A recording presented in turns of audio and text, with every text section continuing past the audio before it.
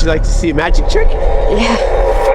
This is our podcast, Twinkle Girl 69. And our movie was The Black Phone, which is a bit of a horror magical realism about this kid who gets grabbed by the grabber and sees a magical phone that helps him take down his kidnapper. The first big idea we're going to be discussing is what happens when a person's values don't match those of the society around them. A character that I see as an example of this is the grabber, because, you know, like you said earlier, he grabs kids. Yeah, and the society, and they're trying to stop him, you know. Right, he grabs kids, and society's trying to stop him from doing that. Yeah, like, society doesn't agree with what he's trying to do. And I feel like they don't even try to find his intent, you know, they're just trying to stop him. Yeah, well, I think, yeah, that's the main... Yeah, he's really the person in the movie whose morals and, values don't match the ones of the society, because everybody else, they're looking to live their lives, but the grabber, he wants to live his life with a little boy. Oh, and also the dad. Oh, the dad of Vinny and his sister.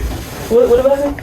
He yeah, he's trying to convince Gwenny, Vinny's sister, that her dreams are just dreams. My dreams are just dreams.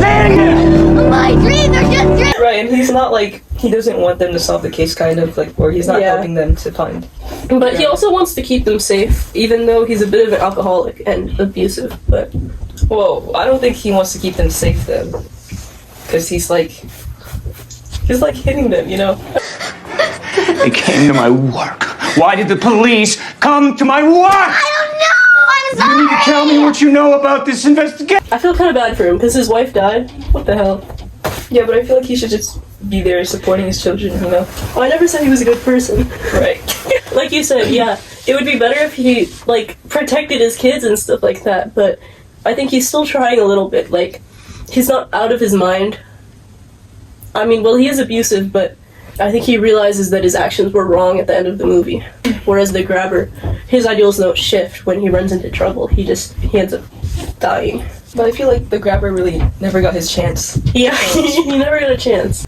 The next question is, how does the community shape an individual's choices and identity? I think with that, we can think more about how, like, Finney getting bullied and stuff like that, because he didn't try to fight back until maybe the very end. He didn't think of that as an option.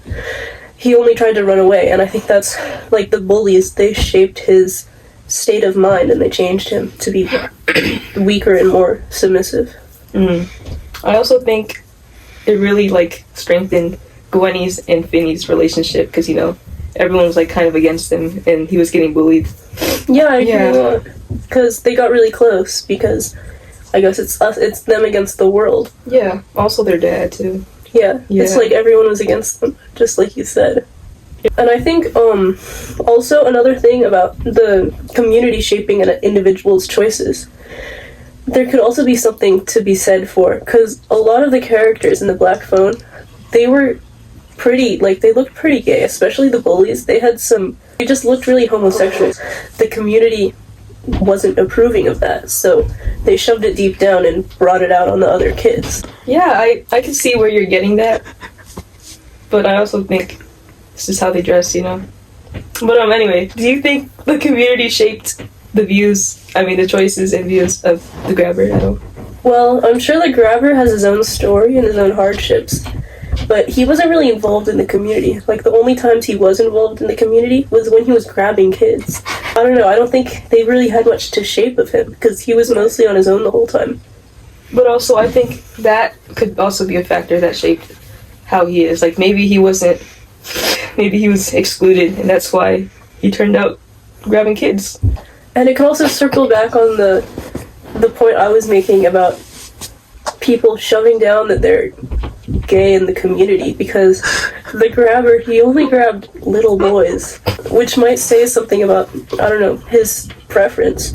And while that's a terrible thing to do on his part, the community also admittedly played a bit of a part in that. At least he was only grabbing them and putting them in the basement and not doing worse. Yeah, you're right. You're right. If he did come out as a grabber, society wouldn't accept him either way, so he really had no choice but to grab kids. Right, I feel like that's maybe because society doesn't support murderers and people who are into little boys.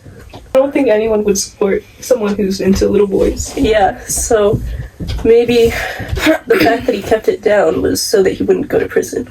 Right. So our next big idea is, how does an individual push back against social expectations or norms? Well, obviously, again, the most obvious example would be the grabber. Yeah, he's pushing Yeah. back against the norms by Not grabbing boys. By not The grabbing norm boys. of not grabbing Oh, boys. yeah, I guess that is the norm, because most people don't do that, you know? Yeah, but Well, I think the most powerful example would be Gwenny, Finney's sister, because she fights back against the norm of, I guess, femininity, because she's stronger than her brother, and she gets into fights for him. right. Like, she stands up for him. She hit that one bully with a rock on the Right. head. So, I think she really just fights back against the norms and lives her life how she wants to be, right. and not how everybody else is. Right. Robin, he's like, he doesn't care about what other people think of him, and he just kind of fights for himself. And also, he stood up for Finney, even though other people were making fun of Finney. Kind of like Gwenny, because she's strong enough so she can be who she wants to be. Yeah, but I think, like, the difference between them is that no one expects Gwenny to be like that, 'cause she's a little girl. Yeah. When she was talking to the police, she was very, hard-spoken. Yeah. And wasn't taking no for an answer. Do you think Finney pushed back against societal expectations? Yeah, I feel like he just got unlucky with the grabber. He wasn't really standing out or anything. But what do you think? I think he got unlucky with the grabber, but I also think the grabber maybe it was like a push for him to fight back against expectations more, because he broke his own expectations. Oh, right. Like, the kids at school, they were very surprised when they saw him again. Not just because they didn't expect him to survive being grabbed, but... He killed the grabber. Yeah, he killed the grabber. He grabbed the grabber. Yeah, so they didn't expect him to be able to toughen up like that. Right. And he just broke out of his mold. Right, and out of all the boys that got grabbed and died, Finney made it out. And, you know, I guess people weren't really expecting him Yeah. to do that. But he also made it out because of the aspects of magical realism. He made it out because of the black phone, which was the magical realism. He could talk to the previous kids who had been grabbed, and they helped share their strategies and helped him overcome his fear and let bravery through. It's magical realism as opposed to horror, because it was never explained. It was just a thing that happened. Last big idea. Can society evolve because of the actions of one person? Yes, I think society can evolve, because when everyone found out that someone was grabbing all the boys, I guess they took more cautions to protect these little boys from getting grabbed. I think one person can absolutely make a difference, because they can gather up a big team of people, and then together that influence can spread across the globe. Like with the grabber, the parents were all working together because they all had a common goal. They didn't want their kids to get grabbed. And it's just stuff like that brings people together, and then they can make the changes. And especially, again, Gwenny, she made a big change. She made the police officers believe in her, and they ended up finding Finney. She and God worked together, and they found Finney.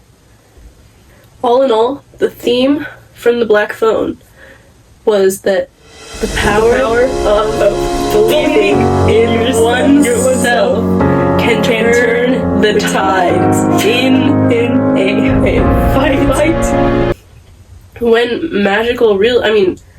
society has different plans than an individual, it's best to believe in yourself, because that's what can gather everyone together and make a change. Right. The main character, Finney, sets a really big example of that, because I don't think he really believed in himself at first until all the phone calls got to him. He's like, whoa, I can do this. Yeah, all those individuals, they changed his mind, and then he changed everybody else's mind. And he proved them wrong.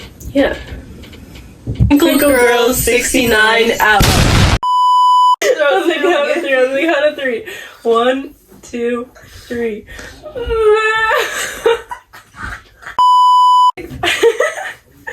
Okay, say it.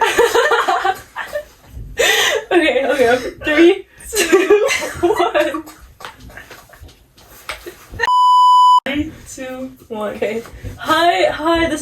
podcast. Twinkle Girl 69.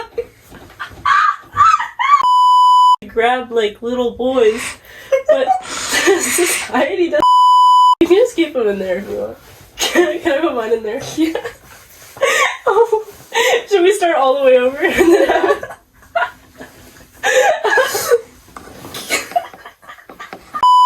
Don't even try to find his intent, you know? They're just trying to stop him.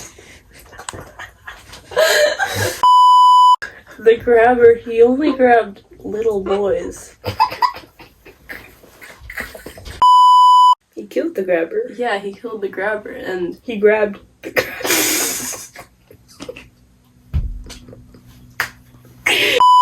this room, we gotta...